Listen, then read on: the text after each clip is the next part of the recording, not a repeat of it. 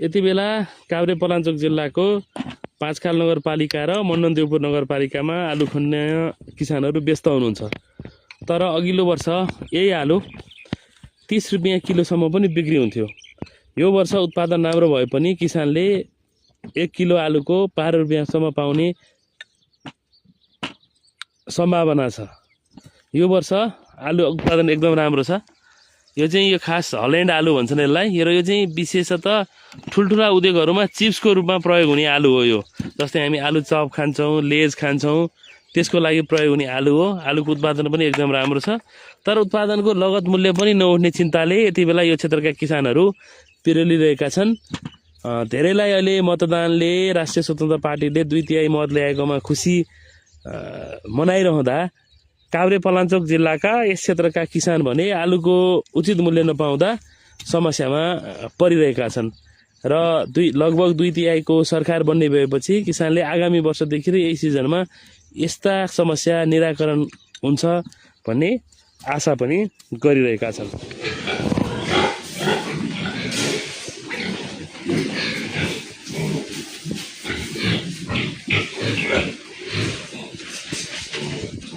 भने प्राय चाहिँ पोथी पाल्ने दाइ पोथी भयो बच्चा हो नि त, बच्चाको लागि मेन बच्चा बेसी हो। यस्तो हो, बङ्गुर चाहिँ मैले मेरो अहिले 40वटा माउ छ र बच्चाहरू पनि छन्। बँदेल लगभग 15-20 वटा छ।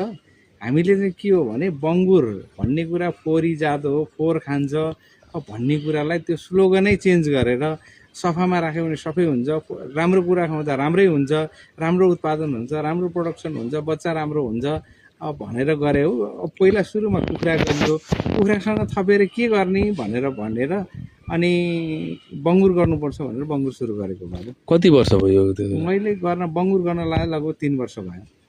कति लगानी कति छ, दैनिक कति खर्च हुन्छ, के छ यसको कुखुरा र बङ्गुर गर्दा? लगभग टोटल्ली खर्च त 25,000 जतिको दाना खान्छ होला दिनमा। लगभग 2.5 करोड 3 करोड जति लगानी गरे होला कुखुरा बङ्गुर सबै गर्दाखेरि फर्ममा। अनि यो बङ्गुर पालन गरेर पनि आम्दानी हुन्छ भन्ने के छ?